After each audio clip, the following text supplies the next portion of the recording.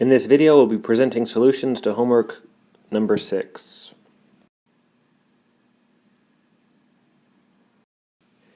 In problems 1, 2, and 3, we're going to be looking at the function given here and deciding if the function is continuous at the given points. So let's start off with the first one, and we want to decide if f is continuous at the value x equals 0. Let's recall what it means for a function to be continuous.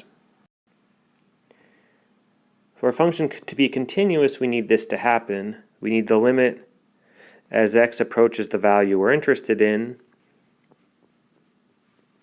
to exist and to equal the value of the function at that point. So let's go ahead and take a look at our graph around the point 0 and see if the criteria is satisfied. So first, let's check whether the limit exists as x approaches 0. So here's 0. And as we approach 0 from the right, the function is approaching infinity. So already we can say that the limit does not exist. And if the limit doesn't exist, then the function's not continuous. So we have our answer to the first one. And we know that for the first problem, the answer is no.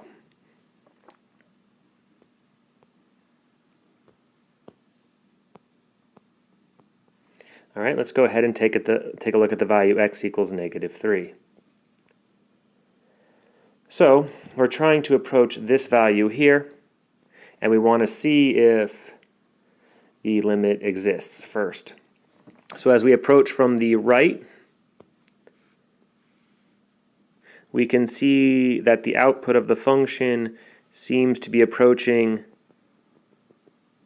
this value here. And as we approach from the left, we can see the same thing. The value of the function seems to be approaching here. So we have that the limit as x approaches 3 of f of x is this value here. And now we would like to see whether the function equals the same as the limit. So plugging in the value of the function, so we want to plug in 3 into the function and see what the output is, and clearly the output of the function is the same as the limit. So we can say that it is continuous at -3, or that the function is continuous at -3. So let's go ahead and say yes. And we have one more to check, at x equals 3. So let's locate the value of 3 on our function, or the input of 3 on our x-axis. And notice as we approach from the right and from the left, the function is always equal to this value here. So we know that the limit exists. Now we need to see what the value of the function is at 3. So plugging in the value 3 to the function, we quickly see that it's the same as the limit, and we can say the value of the function and the limit of the function are equal, so it is continuous at 3.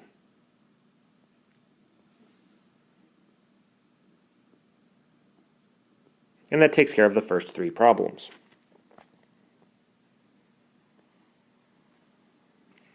All right, let's go ahead and take a look at the next one.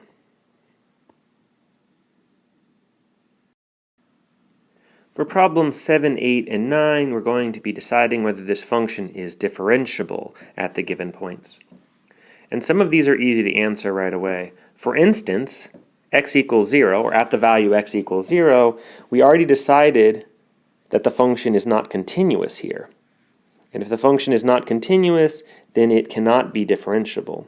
So the first one we get easily. It's not continuous, and so that implies it's not differentiable. So by answering number 1, we've essentially answered number 7. Not continuous implies not differentiable. So that's an easy one to answer. Let's go ahead and look at number 8.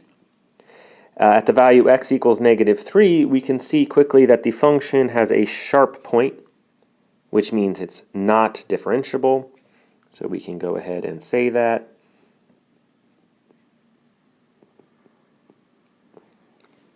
And we can move on to the next one, number 9. And number 9 is saying we should look at the value x equals 3 and ask if the function is differentiable.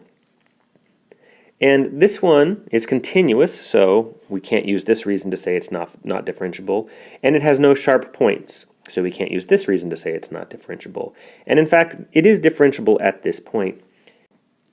And that's because at this point, we can actually draw the tangent line very easily. The tangent line will match the actual line. So in fact, we also know what the derivative is here. The derivative should be 0. That is because around this input value x of 3, the function looks like a straight line, and a constant valued straight line. So we can go ahead and say this function is differentiable. And that brings us to the end of 7, 8, and 9. Let's go ahead and take a look at the next one.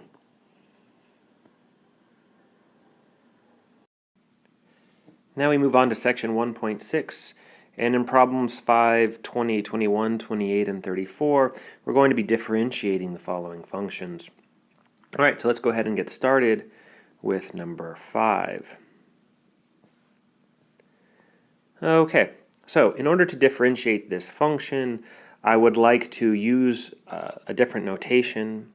So we're looking to find the derivative of x over 2 minus 2 over x. And I like using this notation because now we can start making use of our derivative rules, which use this notation. So what we have is these following rules here. And we're going to make use first of this rule, that if we have the derivative of a function plus a function, or minus a function, then we can take the derivative of the first function and add to it the derivative of the second function. So we're going to go ahead and use that here. So splitting this derivative across the two pieces, we have that this should equal the derivative of the first function, x over 2, minus the derivative of the second function, which is 2 over x. All right, so that makes this problem a little bit easier because now we can focus on two smaller functions. And it's sometimes helpful to write the first function as 1/2 times x, and the second function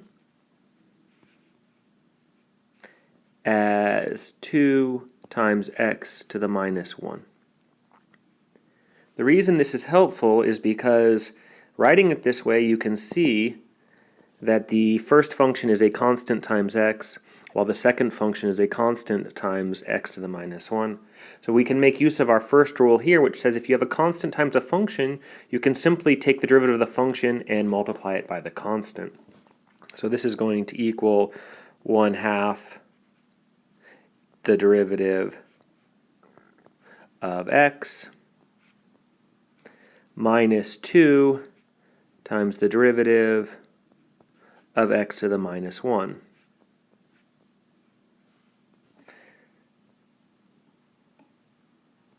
And now we can go ahead and take these derivatives, which are much easier. This is the derivative of a linear function, so it's going to be the slope, and this is the derivative of a power function, so we can use our power function rule. So we get 1/2 times the derivative of x, which is 1, minus 2 times the derivative of x to the minus 1, which is minus x to the minus 2. And we can clean this up a little bit to give us 1/2 plus 2 over x squared. And we have our answer. So the trick here is to apply these rules until you end up with functions that are easier to take the derivative of. All right, let's go ahead and move on to our next one. We're going to move on to number 20.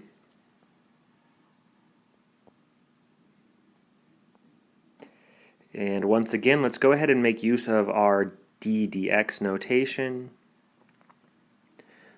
So we can write this as the derivative of this function,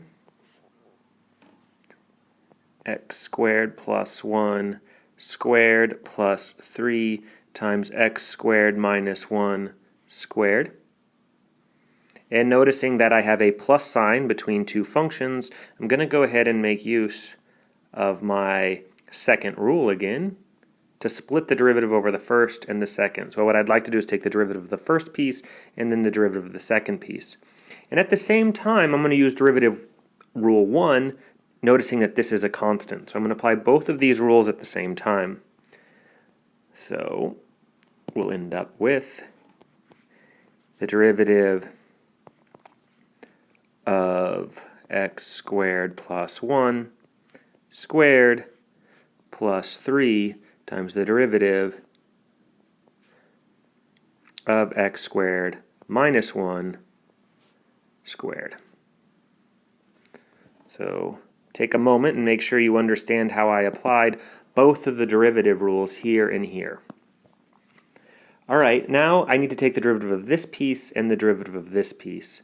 Both of these are a function raised to a power and a function raised to a power, so I will use derivative rule 3, which says if I have a function raised to a power and I want to take its derivative, I can do the normal power rule, pulling out the power and subtracting, but I also additionally have to multiply it by the derivative of the inside function. So I end up with 2x squared plus 1 to the first power times the derivative of x squared plus 1 plus 3 times 2x minus 1 to the first power times the derivative of the inside function.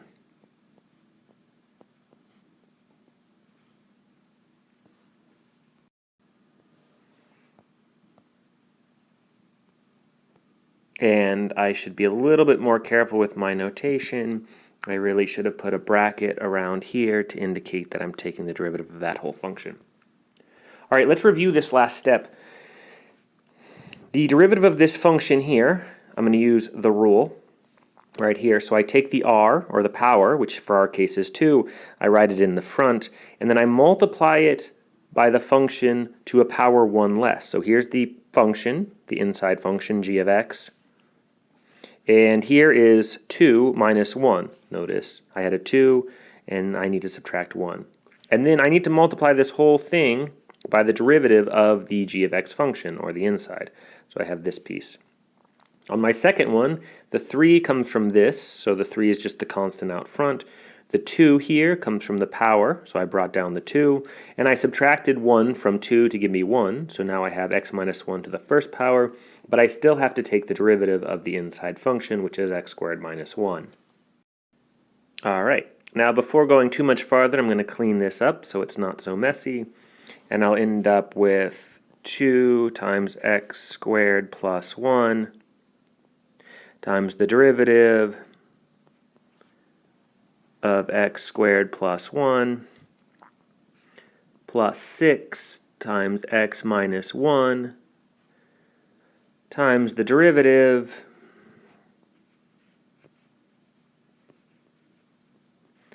of x squared minus 1. Okay, now it's time to move on to the next step. It's time to take the derivatives of these two functions.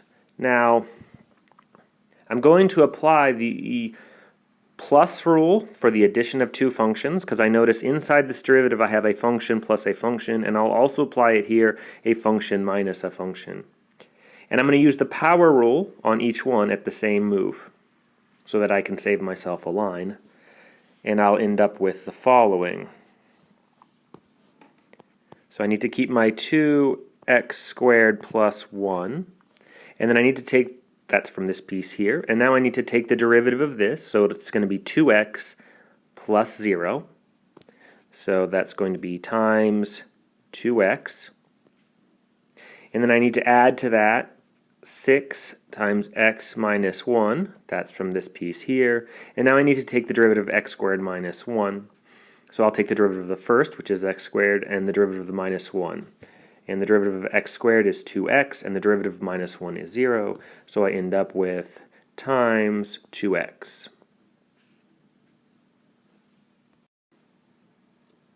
So if you need to, pause the video and review what I did here. I applied the rule number 2 here. So I could take the derivative of the first piece and the second piece, and also here, so I could take the first piece and the second piece. And when taking the derivative of x squared, I used the power rule to get 2x. Same thing here. So go ahead and take a moment and make sure you understand that last step. And at this point, we can start cleaning it up to get our final answer, which cleans up to be 4x cubed plus 4x plus 12x squared minus 12x, and combining like terms,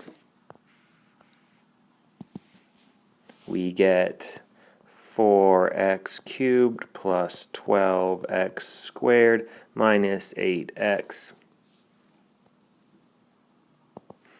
When you become efficient at these problems, you can do many steps in the same move, so this becomes a much shorter problem.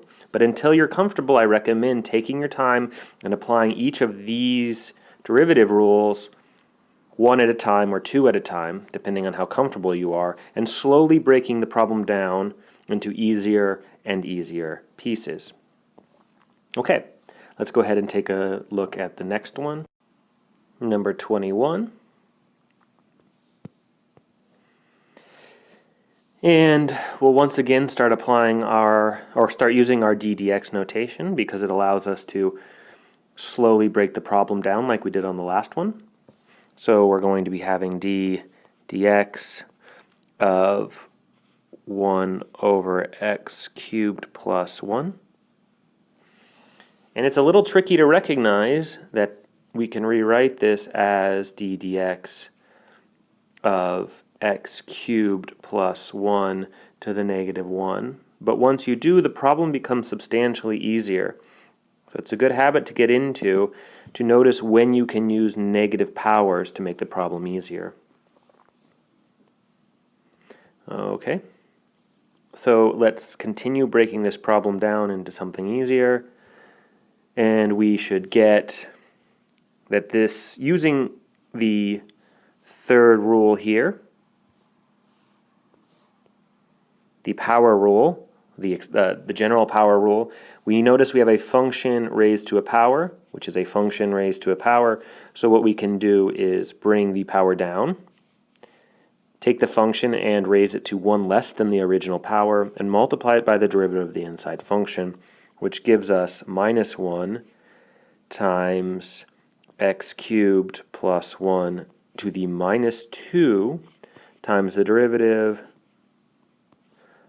of x cubed plus 1. Notice here the negative 1 is because of this power being brought down.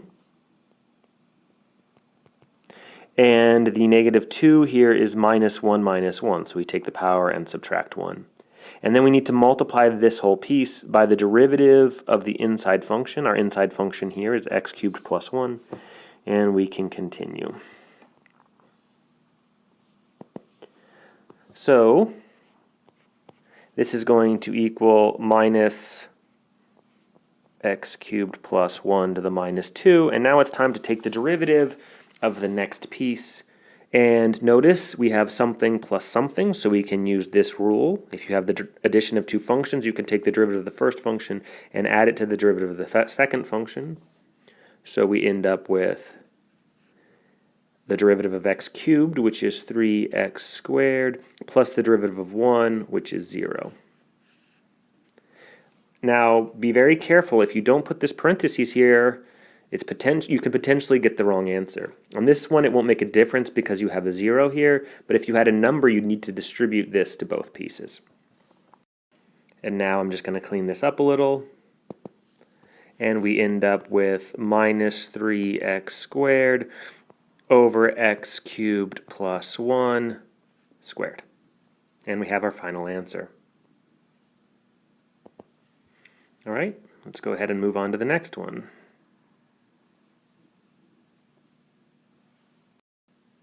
So here's number 28, the next one we're going to be working on. And I recommend, when dealing with radicals, to change the radical into a power so that you can apply power rules. So what we really have is y equals 1 plus x squared to the 1/2. And now we can go ahead and use our derivative notation to get started.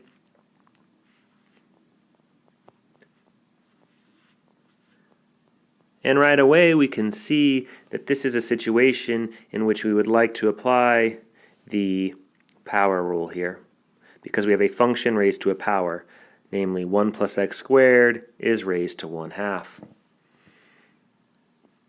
So let's go ahead and do that.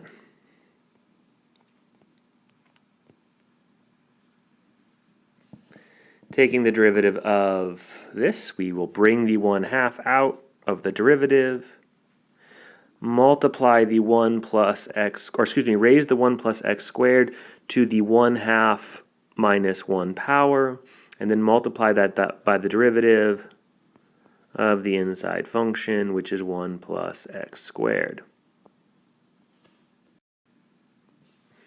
So we just used the general power rule there, as shown in number 3 here. And so now we have to take the derivative of this function here. Notice it's a function plus a function, so we can take the derivative of the first piece and add it to the derivative of the second piece. And we get 1/2 1 plus x squared. Now 1/2 minus 1 is minus 1/2. And we can multiply this by 0 plus 2x. Notice that this 1/2 plus 1 comes from the fact that we need to take the original power of our function and subtract 1 from it to get the new power. So 1/2 minus 1 is minus 1/2. And then we can clean this up to get 2x over 2 times 1 plus x squared to the 1/2, which becomes x over 1 plus x squared to the 1/2. And we're done with this problem. All right, let's go ahead and take a look at the next one.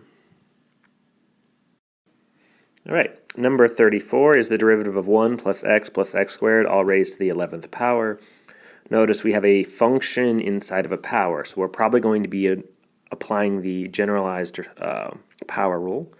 But before getting started, let's introduce our ddx notation. And we have this. So what I would like to do now is apply the general power rule to take the 11 off and move it out front. And if you forget the general power rule, it's right here. Number 3. So we've seen it a few times in action on the previous problem, so I'm just going to go ahead and apply it.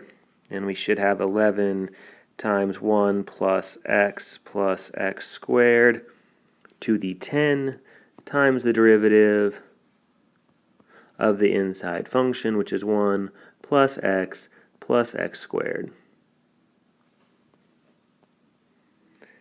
All right, and now all we need to do is take the derivative of this. Now notice it's a function plus a function plus a function, so we can take the derivatives of each one individually and add them together using this rule. Now the way this rule is stated, it is only stated for 2 functions, but it applies to 3 functions also. So we're going to end up with 11 times 1 plus x squared to the 10th times the derivative of 1, which is 0, plus the derivative of x, which is 1, plus the derivative of x squared, which is 2x.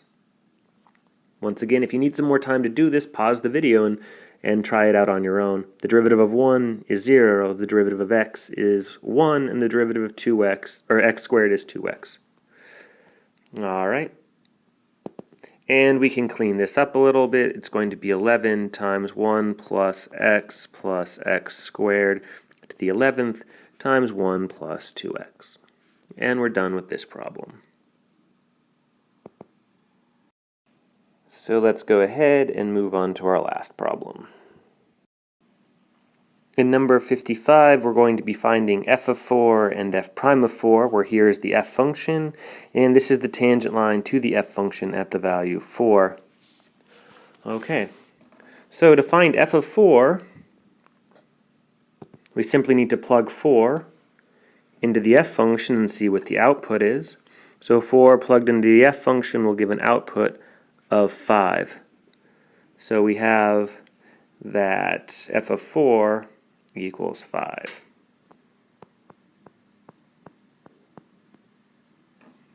Okay, and next we need to find out what f prime of 4 is. So what we're doing is we're looking for the slope of the tangent line at the value 4. Recall, f prime of 4 is the slope of the tangent line at the value x equals 4. Here's the value x equals 4. Here's the slope of the tangent line at the value to the curve at the value x equals 4. We just need to find the slope of this line. Now we don't have any graph paper underneath our picture, so we can't count off the slope, but whenever we have the equation of whenever we have a line, we can find the slope by using 2 points on the line. And we have been given 2 points on the line. We've been given 0, 3, and we've been given 4, 5. So we can use these 2 points to find the slope of the tangent line. So we have that the slope of the tangent line should equal 5 minus 3 over 4 minus 0, which is the slope of the line using these 2 points. And this is going to turn out to be 2 over 4, or 1/2. And we're done with the problem and the homework.